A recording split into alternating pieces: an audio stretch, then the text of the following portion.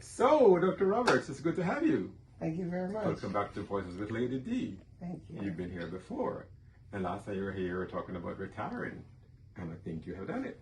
Yes, finally 3 weeks ago, I rang my last bell. Wow. What was that like? Now a retiree.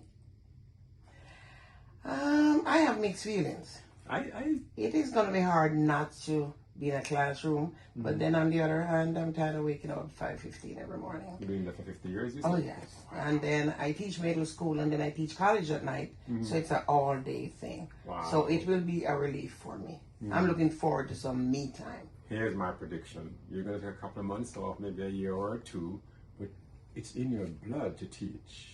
I think you're going to get back maybe in a higher level of teaching or something. Yes, probably. I enjoy the adults more than the children. So I probably do part-time though. I will not be in anybody else's class full-time. So you'll be having the best of both worlds. Yes, definitely. Yeah. So you have retired, and I'm clear you thought about it for a couple of years. What goes into helping you to get to a place? What can we learn pre-retirement? What do you have to do to get there and survive and live? Well, the most important thing is financially.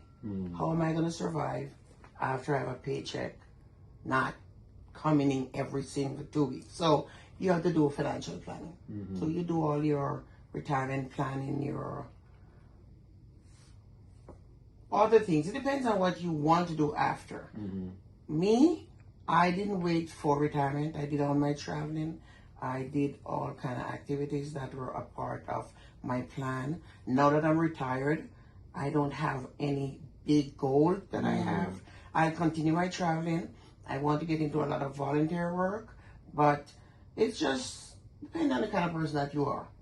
I heard something recently that somebody said, as a doctor in fact, who said she had a patient who came in for a cardiac situation and he died the following day.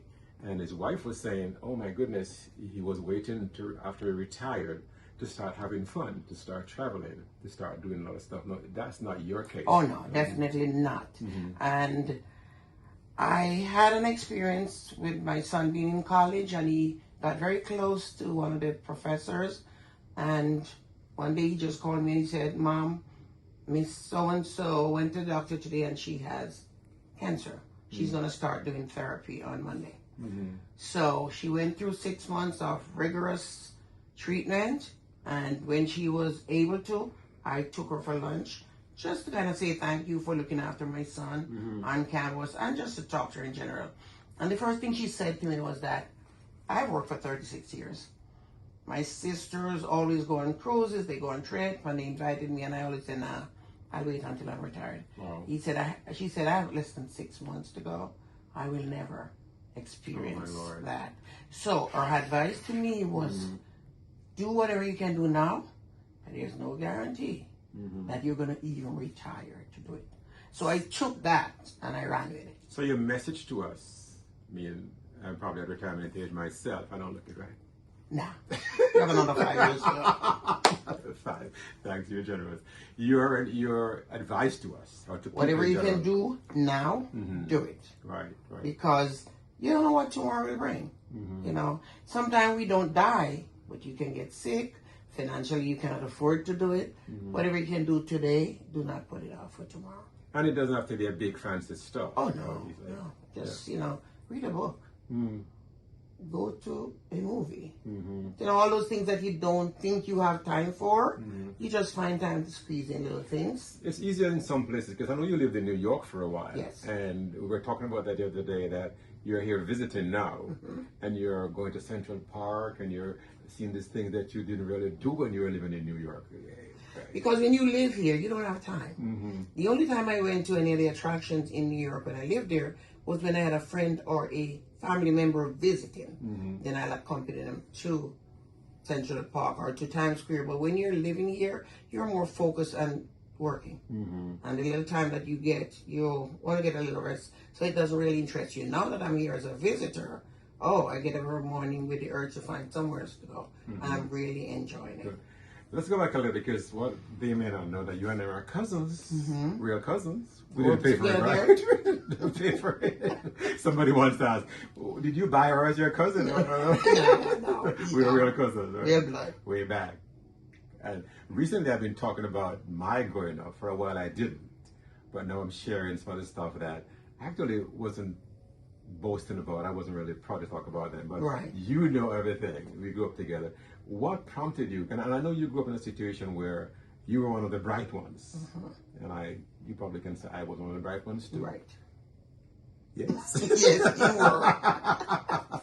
It was just unfortunate that we didn't get the common entrance. We're still seething about that. Yes, right? because, I was traumatized. Yeah. But I came over that hurdle and I moved on. Yeah, and so going back as kids, young people, I know we grew up in a situation where your parents may have considered to be the bright one or one of the brighter ones, where you had siblings and that might have been a different situation.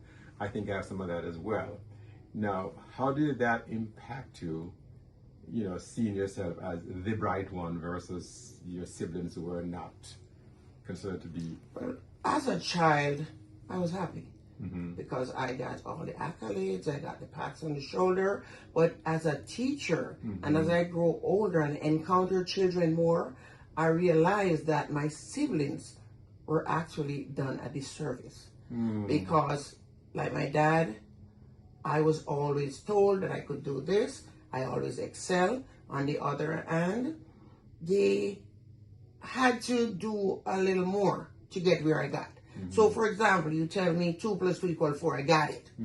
My older sister, my younger sister, it might take them a week, a month, a year to get the exact same thing. So because of that, my dad just put me in a pedestal where it was all about me. And I I'm came sure he first. wasn't even conscious of it. No, he was not. But now, and I wasn't either. But now that I'm older and I look at some of the children that I teach, they can get the answer that you need them to get, but not in the same time, nor in the same way. So you have to give them a little what we call wait time.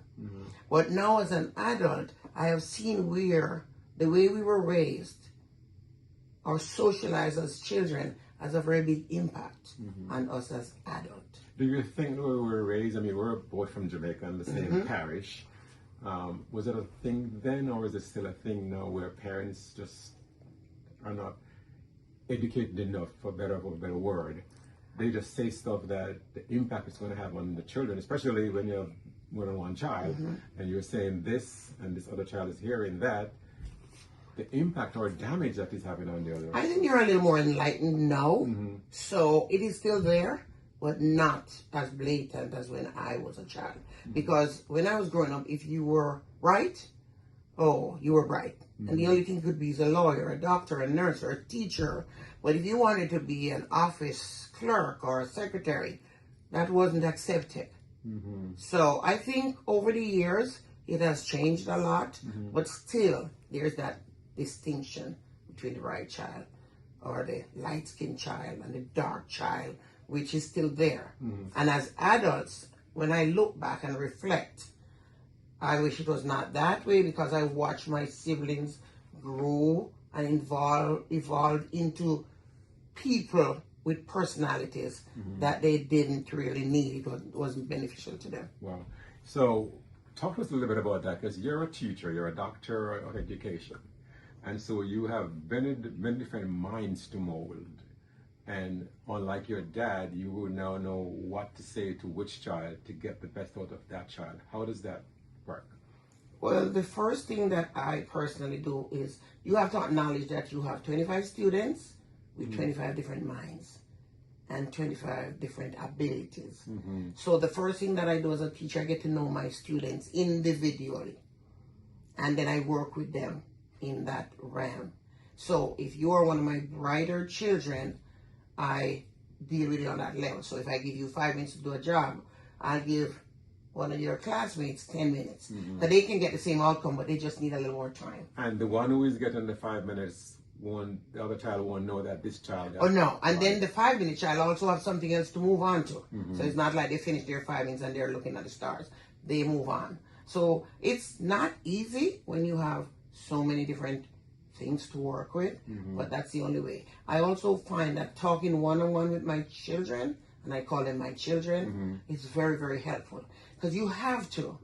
And because I teach the lower level children, level 1s and 2s, which are considered non-readers, remedial for a better word, they have been told they cannot do anything. So you have to pull them aside and say, you can do it.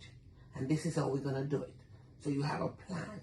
You have strategies. So you haven't left anybody by the wayside. No, nobody can be left out. And regardless of what level they are, you see potential that you are trained. Yes, and you're they all have potentials. And if the parents are willing to work with me, it makes it even much easier. Because we do things in the classroom, but then you have homework. So I have to get the cooperation from the parents for them to do that homework, which is going to help reinforce what I did in the classroom. Here's what's interesting, though, because you are seeing where these young people, based on what you're doing now, you're preparing them for adulthood. Right. And you are molding them into a place where they won't become adults with a stigma or a feeling of inferiority. Right. Like some of us that grow up with parents who just said stuff, not realizing the damage they're doing, right, or the seeds they are sowing. So you see this now, and you are making it a part of your thing. You have made a part of your thing to say, I see that you are not an A student now, right, but I'm going to not make you feel like you are not.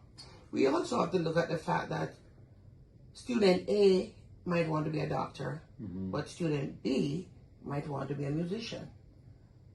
And in my growing up, musician was a no-no. Now, in my present day, you're worthless if you want to be. Right. I encourage that musician to be the best musician that he can be. The doctor is going to be the best doctor. So I make it very clear that everybody has something that they're good at, and that's what you need to focus on. We cannot all be doctors. Right. Somebody has to paint the wall. Somebody has to cook the food.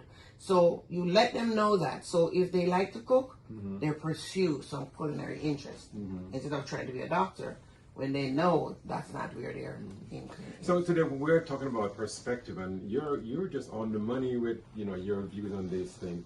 Tell us a little bit about your perspective on the damage that was done, or the thing that was not done to the child, which that now child takes into adulthood, and their life is just wild because they have taken that they heard earlier with them.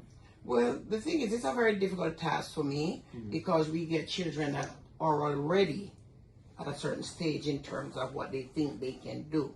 So I might not be able to get everybody to be what I want them to be, but at least I open their eyes to the fact that you can do it. Not because they say you're no good means you're no good. So let's start over. Let's kind of start over.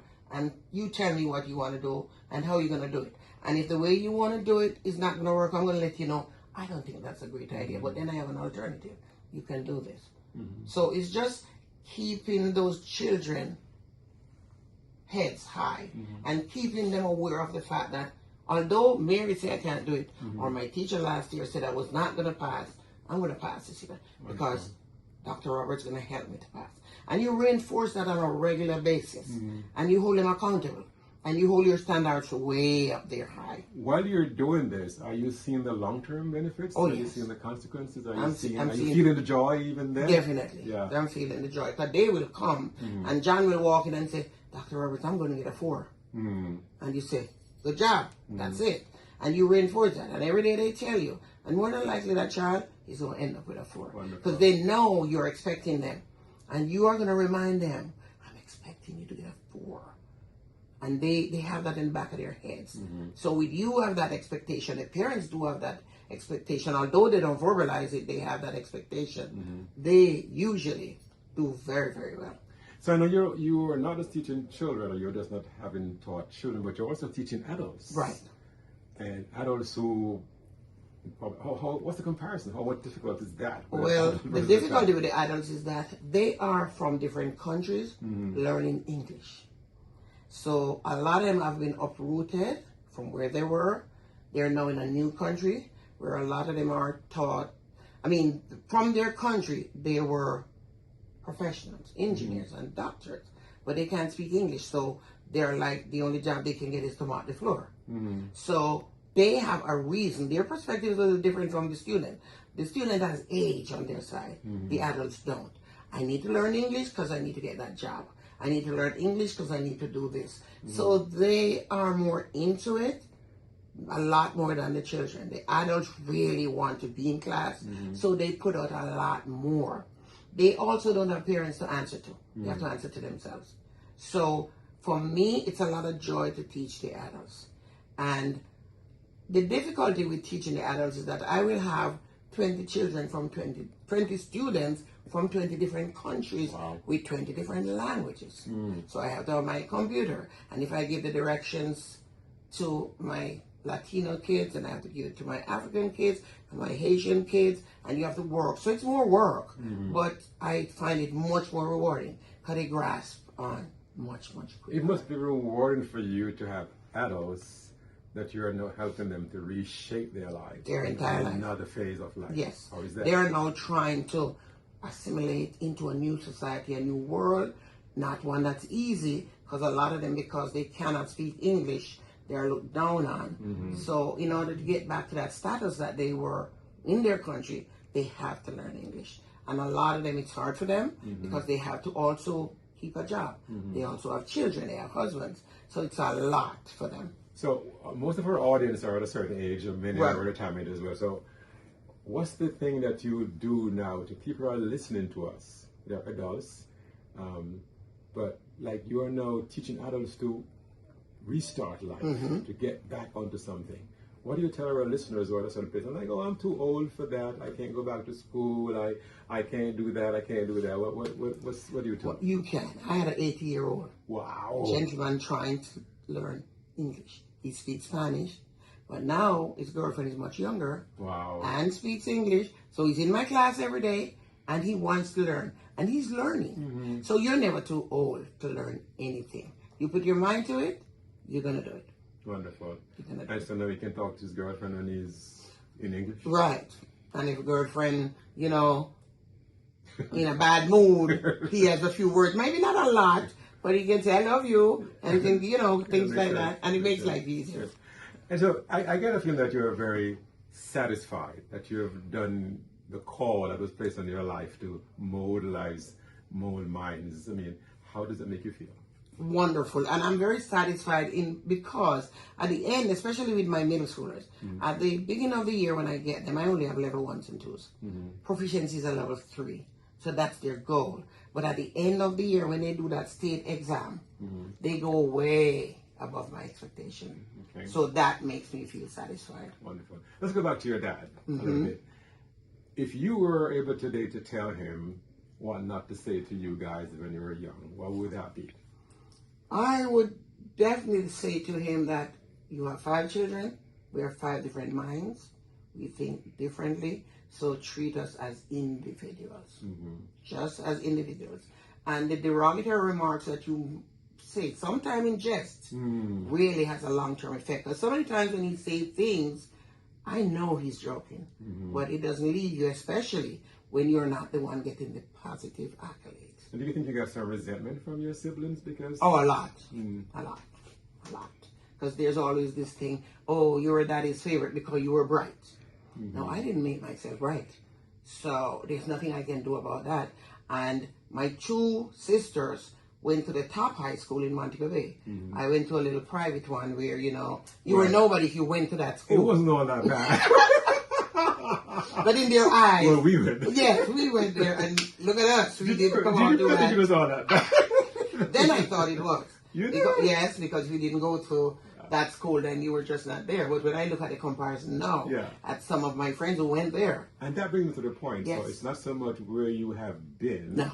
But what you have assessed or what you have made of what you had. Yes, it's Yeah. not where you have been. And I always say, every child can learn, and they can learn in every school. If you focus on the learning and the things that are around you, kind of block them out, which is a little difficult, you can do it. Well, before we wrap this up, Dr. Roberts, thank you so much. But I just want to ask you one last question. I know you've been in the classroom for a while, and when we were growing up, respect was a big thing. You had to be in line. Not anymore. How is that these days? Well, teaching in Jamaica, transitioning to America, was totally different. Because the word respect in Jamaica is mandatory. Was. I've been out Not there so sure. many years, so I'm Yeah. not sure it's the same now. Right. But here, the children think they have the right to do whatever they want because there's always a number that they can call and complain. And a lot of time when they do complain about teachers, parents, or other adults, it's not the truth. They're just mad at you and they do say you said or do things. And then after the investigation and everything, it was not founded, but yet that stigma is still on you. That record is still there. So what I find, if you demand respect, you're going to get respect. But it's not easy.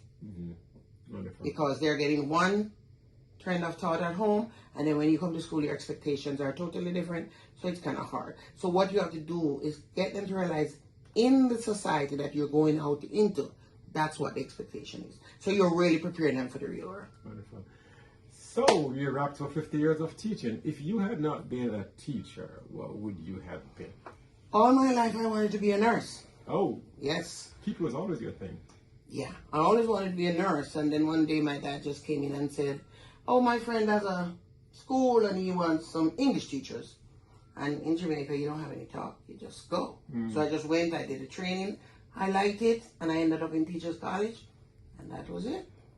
And you If I was to look back now, I would not have changed it for the world. I would want to be a Wow. nurse now. So your I'm going where I'm father did make the right call. Yes, he did. Right. But I wish he had asked my permission. that was not a thing then. No. Yeah, he did, because I really enjoy being a teacher. And so now you're going off to, what's the famous hotel in Mumbai that you have part ownership in? Half Moon.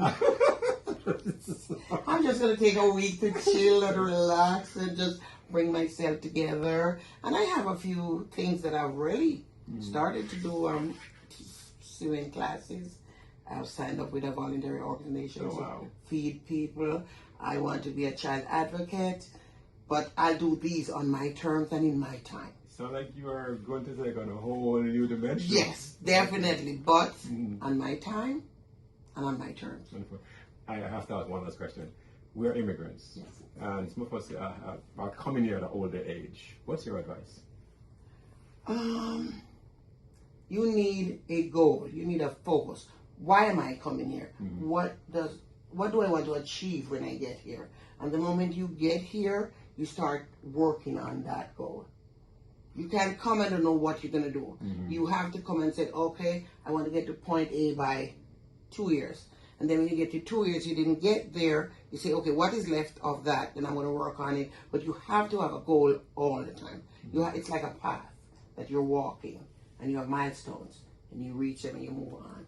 And you're going to have obstacles, and you have hindrances, but you just keep moving. But you're not telling nobody not to come. I know you're a job. Oh, no. You might come and you don't like it, you go back. If I knew then what I know now, I'd be home. I haven't been here. I'd have been a visitor, but I certainly would not have lived here. Yeah. I think I would be in the same boat Yes. with you. Well, cause, can I go? Well, we are cause, right? Yes, Cause, yes, Thank you so thank much. you God so bless you. much. Wonderful. Come again. All right. And thank you for talking to Voices of Lady D. You are very welcome.